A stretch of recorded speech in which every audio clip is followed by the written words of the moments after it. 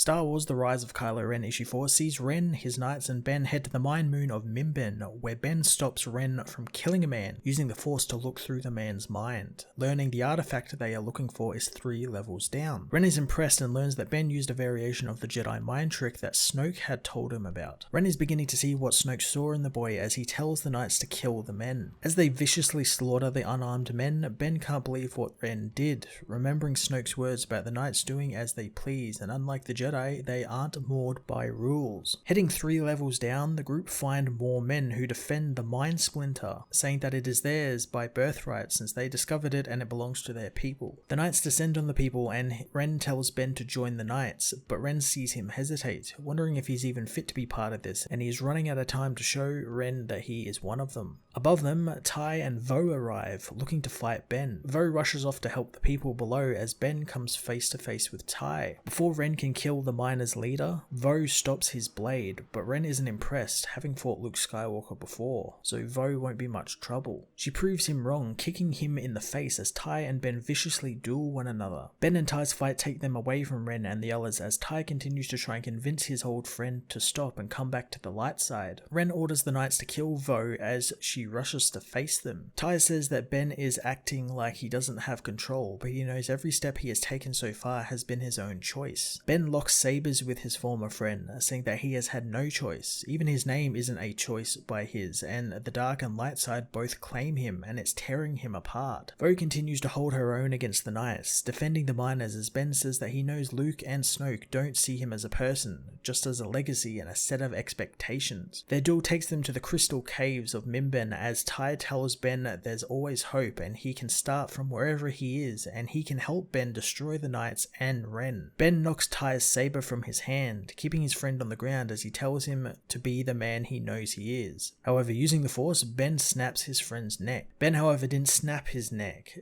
The arriving Ren did. Ren says that Snoke was wrong about the boy and he's fighting what's happening to him. Ben knows that is true, grabbing Tai's saber and attacking Ren, dueling the masked man who taunts Ben, saying Luke saw him too precious to actually put into a fight. From Exogol, Emperor Palpatine manipulates the battle, pleased with the boy's anger as both Ren and Ben fall from a bridge. On Jakku, a young Rey senses Ben's anger as the man taps into the dark side, finally realizing what Ren wanted him to do all this time. Palpatine tells him to claim his birthright as Ben kills the Ren. In the aftermath, Vo tries to pick up her saber, but Ben grabs it, telling her that he killed Ren since after all he's a murderer. He says that Vo isn't a Jedi and will never be as he kills the girl with Ren's saber. Leaving her saber with her body, Ben finds the Knights of Ren now serve him. Later aboard the Knight's ship, Ben begins work on his new lightsaber, bleeding out his original blue crystal with dark side energy.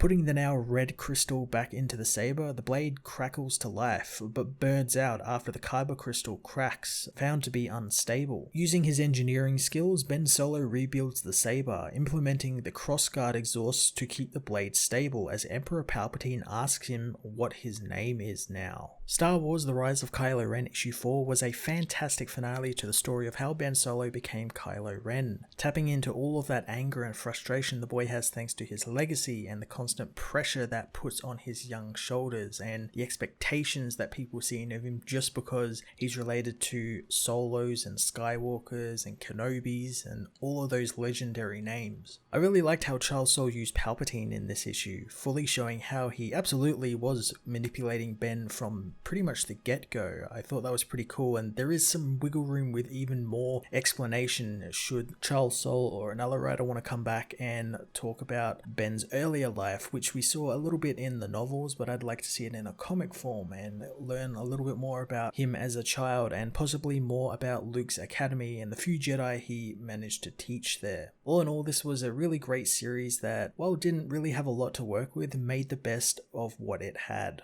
I'm going to give this issue a 9 out of 10.